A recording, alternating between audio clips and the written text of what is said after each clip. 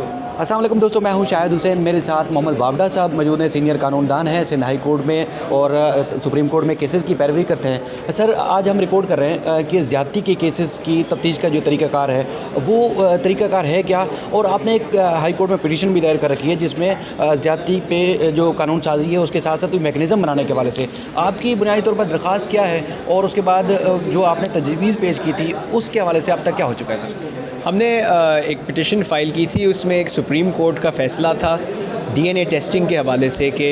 जितने भी sexual assault के केसेस हैं उसमें डीएनए टेस्टिंग मैंडेटरी हो। उसमें कुछ और डायरेक्शंस थी ट्रायल कोर्ट्स के लिए कि जो विक्टिम्स हैं उनको अपने अक्यूज़ का सामना ना करना पड़े, वीडियो कॉन्फ्रेंसिंग की फ़ैसिलिटी उनको दी जाए वगैरह वगैरह। वो पिटिशन हमारी अलाउ हुई और उसमें बहुत सारे जो वेरियस ऑर्डर्स पास हुए उसकी अमल दरामद भी हुई है, और अब बहुत सारी एक्स्ट्रा फैसिलिटीज़ दी जा रही हैं ट्रायल कोर्ट्स में ताकि विक्टिम्स के लिए ज़्यादा आसान हो कि वो सामने आएँ, वो कोर्ट में आ सकें, उनको अपने अक्यूज़ का सामना ना करना पड़े, वो अपना एविडेंस पेश कर सकें, अपनी गवाही दे सकें। उस पिटिशन के दौरान हमने ये भी जब कोर्ट को आगाह किया कि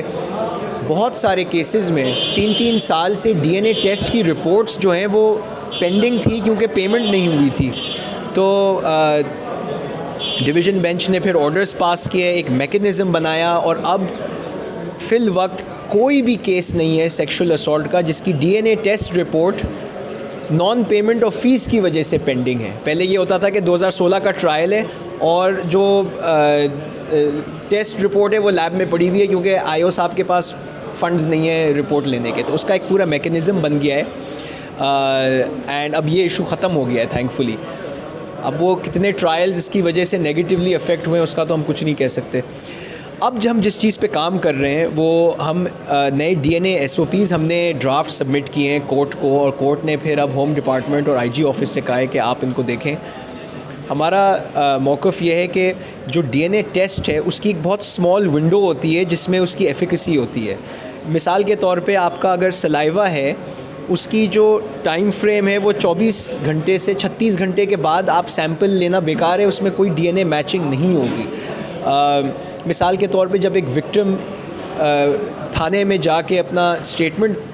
देता है या देती हैं तो उसका मेडिकल लीगल एग्जामिनेशन नहीं होगा जब तक एफआईआर पूरी लिखी नहीं जाएगी। और कभी कभार ऐसा होता है कि वो सुबह से विक्टिम बयान तो दे के चली गई हैं लेकिन अभी जो एफआईआर की लिखत है वो नहीं हुई है, वो शाम के 6 बजे हो रही है। अब वो शाम के 6 बजे होगी, फिर वो विक्टिम मेडिकल लीगल ऑफिसर के पास जाएंगी, फिर उनका टेस्ट हो, अब कितना डिले होता चला जाता है। तो हमने ये कोर्ट से कहा है कि ये चीज़ें एक क्लियर कट गाइडलाइंस होनी चाहिए। एक विक्टिम अगर बयान देता है या देती हैं उसके 3 घंटे में एफआईआर की लिखत ख़त्म हो जानी चाहिए, उसका डीएनए टेस्ट उसी दिन होना चाहिए, उसको ये इन्फॉर्मेशन देनी चाहिए कि जी आप जिन कपड़ों में हैं उनको धोएं ना, उनको उतारें ना, क्योंकि उस पर भी डीएनए के सैंपल्स होते हैं। क्योंकि विक्टिम को तो इन चीज़ों का नहीं पता होता, वो इतना अगर 1 दिन के बाद 2 दिन के बाद डीएनए टेस्ट हो रहे हैं तो वो कपड़े भी धुल जाते हैं या उनमें और लोगों का कॉन्टैक्ट आ जाता है तो उसकी डीएनए की वैल्यू कम हो जाती है। तो हमने एसओपीज़ बनाए हैं, वो IG department is cooperating with us, they have largely तो उन्होंने वो एक्सेप्ट कर लिए हैं। एंड आई एम होपिंग कि अगले कुछ हफ़्तों में ये जो डीएनए के गाइडलाइंस हैं ये भी इम्प्लीमेंट हो जाएं ताकि अक्यूज़ का भी फ़ायदा है, अगर कोई इनोसेंट आदमी है वो भी क्लियर हो जाएगा, और जो अगर कोई गिल्टी है तो उसके एविडेंस भी सामने आए ताकि विक्टिम को भी जस्टिस मिले। सर, एक चीज़ और देखने में है कि अब तक जो हमारे यहाँ ख़ासतौर पर रेप के केसेस है उसमें तफ्तीश का तहकीकात का तरीक़ाकार था क्या राय था, और उसके बाद फिर अब तक हो क्यों नहीं रहा है, क्योंकि इतना तवील अरसे से ये मामला चल रहा है? उसकी एक वजह यह है कि पहले कोर्ट्स में जब क्रॉस एग्जामिनेशन वगैरह होता था कोर्ट रूम भरा हुआ होता था और विक्टिम से फिर बहुत पर्सनल सवाल पूछे जाते थे, ख़ास तौर पे जो अक्यूज़ के जो वकील थे क्राइम के बारे में, इंसिडेंट के बारे में। अब एक विक्टिम के लिए ये मुनासिब नहीं था कि वो भरे हुए कोर्ट रूम में गहराई में बताएं कि उनके साथ क्या इंसिडेंट हुआ, क्या हुआ, उससे उनका ट्रायल बड़ा प्रेजुडिस होता था। तो वो जो सुप्रीम कोर्ट की जजमेंट है जिसकी अमल दरामद हो गई है, उसकी वजह से अब ये हुआ है कि कोर्ट से ये कहा गया है कि आप इस तरह के विक्टिम्स का स्टेटमेंट रिकॉर्ड करें, उनकी एविडेंस रिकॉर्ड करें आफ्टर कोर्ट आवर्स, जब कोर्ट खाली हो तब और लोग मौजूद ना हों, आप उनको स्क्रीन लगा के दें ताकि वो सामना भी ना करना पड़े उनको अपने अक्यूज़्ड का, और फिर वो एक अपनी स्पेस में फिर सही तरह जवाब दे सकें, इंसिडेंट बता सकें कि मेरे साथ क्या हुआ, कहाँ हुआ, किस तरह हुआ। मतलब आप इमेजिन कर सकते हैं कि आप एक अक्सर बहुत यंग विक्टिम्स होते हैं 15 साल 14 साल के, उनको आप एक भरे हुए कोर्ट रूम में कहें कि जी अब आप बताएं क्या हुआ था, कहाँ हाथ लगाया था, अब वो उस माहौल में अब वो सही बयान दे ही नहीं पाते थे, और उससे ऑब्वियसली उनका ट्रायल फिर बाद में इफ़ेक्ट होता है। But we are very happy कि ये इशू अब रिज़ॉल्व हो गया है। उनको ये फैसिलिटी दी जा रही है कि आफ्टर कोर्ट आवर्स में स्क्रीन के, अपने जो जुवेनाइल विक्टिम्स हैं उनके हवाले से ये कोर्ट ने ऑर्डर किया है कि वीडियो कॉन्फ्रेंसिंग फैसिलिटी दी जाए। एक जो जुवेनाइल्स होते हैं, माइनर्स होते हैं, वो तो घर अपने शायद घर में ही सिर्फ अपनी पेरेंट्स या फैमिली के मौजूदगी में उस इन्वायरमेंट में ही शायद पूरी बात बता सकें, बजाय इसके कि उनको एक फ़ॉरेन कोर्ट रूम में इस तरह किया जाए। सर, आपने इस केस को बड़ी एक मोहब्बत से बल्कि इखलास से पैरवी की, मुसलसल हम इसको रिपोर्ट करते हैं। एक और चीज़ है कि ये जो इतना कानून साजी भी हो रही है और उसके बावजूद हम आए रोज़ देखते हैं कि बच्चे अगवा हो जाते हैं, बच्चियाँ अगवा हो जाती हैं। कुछ दिन पहले गुलशन हदीद में वाक़या एक रिपोर्ट हुआ है, बुशर नामी बच्ची को अगवा किया गया, इज्तिमाई ज़्यादती का निशाना बनाया गया। क्या एक तो लेडीज़ MLO की हमारे पास एक रिपोर्ट आई थी कि वो कराची में तैनात ही नहीं है ख़वातीन, जिसमें उनकी अगर कोई मुतासरा बच्चा या बच्ची जाए तो उसका टेस्ट कैसे किया जाएगा, उसको चेक कैसे किया जाएगा कि उनके साथ ज़्यादती हुई भी है। तो ये रोज़ बरोज़ वाक़यात क्यों बढ़ रहे हैं, ये भी क्या वजह हो सकती है सर?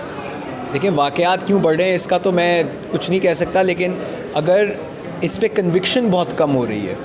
जो अक्यूज़्ड हैं इस तरह के इंसिडेंट्स में उनको सज़ा नहीं मिल रही है। हो सकता है कि अगर ये ट्रायल ज़रा, अगर अक्यूज़ की कन्विक्शंस बढ़ जाएँ तो ये एक डिटरेंट हो। अभी तो मैं सोचता हूँ कि एक जो परपेट्रेटर होगा, जो इस तरह का क्राइम करने जाता है, उसको शायद ये उसके दिमाग में ये है कि यार मैं पकड़ा नहीं जाऊँगा, मुझे सज़ा नहीं होगी, तो शायद वो ज़्यादा दिलेर हैं। हो सकता है अगर कन्विक्शंस हो रही हों, उनको पकड़ा जाए, उनका सही तरह से एविडेंस रिकॉर्ड हो जाए, उनकी कन्विक्शंस हों, तो हो सकता है फिर वो भी सोचें कि यार हम तो आजकल पकड़े जाएंगे, सज़ा होगी, जेल में बहुत वक्त काटना पड़ेगा, उससे शायद सख्त सज़ा भी हो। आपने देखा होगा, बहुत रिपोर्ट हुआ है in the last few years, rape के कन्विक्शन रेट्स बहुत कम हैं, मतलब सिंगल डिजिट में है परसेंटेज। तो ये तो नहीं हो सकता ना कि 99% या 95% जो कंप्लेंट्स हैं सेक्सुअल असॉल्ट की वो झूठी हैं। चलें, आधी झूठी हो सकती हैं, लेकिन जो स्टेटिस्टिक्स हैं वो मेरे ख्याल से हैं कि 5 या 7% कन्विक्ट होते हैं। तो आप ये कह रहे हैं कि बाकी 93% जो हैं वो गलत फहमी हुई है उनको, ऐसा तो नहीं हो सकता। इसका मतलब है कि कोई ट्रायल में, कोई DNA टेस्ट के प्रोसीजर में कोई प्रॉब्लम है। ठीक है सर, थैंक यू सर, आपने बहुत टाइम दिया। ये बहुत अहम इशू है क्योंकि आए रोज़ हम देखते हैं, जिस तरह वावडा साहब भी बात कर रहे थे कि केसेस इस तरह के रिपोर्ट होते हैं, मुसलसल रिपोर्ट हो रहे हैं कि बच्चे अगवा होते हैं, ज़्यादती हो रही है, लेकिन जो कानून साजी की गई है उस पर अमल दरामद नहीं हो रहा। ख़ासतौर पर ज़ैनब अलर्ट जो एक्ट बनाया गया है उस पर जो अमल दरामद नहीं हुआ, क्योंकि उस पर रूल्स बनाए जाने थे, बोर्ड बनाया जाना था, उस पर भी वफाकी हुकूमत ने खबरों के हद तक तो कानून साजी की, लेकिन अमल दरामद असल तौर पर नहीं हो सका। उसके खिलाफ भी आज सिंध हाई कोर्ट में दरख्वास्त यहाँ आई है और सिंध हाई कोर्ट ने वफाकी हुकूमत से अब जवाब मांगा है कि जो कानून साजी हुई थी ज़ैनब अलर्ट बिल में, उसके बारे में क्या हुआ है, क्योंकि ये केसेस इस तरह बतदरीज रिपोर्ट हो रहे हैं, मुसलसल इजाफा हो रहा है। जिस तरह वावडा साहब भी ये कह रहे थे कि सज़ाओं का तनासुब इंतहाई कम है, इसलिए फिर लोगों में हिम्मत पैदा होती है कि मज़ीद वो क्राइम करते हैं और इस तरह के जुराइम जो है मज़ीद बढ़ते जा रहे हैं। अगर सज़ाओं का तनासुब बढ़ जाएगा, तफ्तीश का तरीक़ाकार ज़्यादा बेहतर हो जाएगा, तो जो ये वाक़यात हैं वो वाक़यात कम होंगे। फिर किसी और मौजू के साथ आपकी खिदमत में फिर हाज़िर होंगे, तब तक के लिए अल्लाह हाफ़िज़।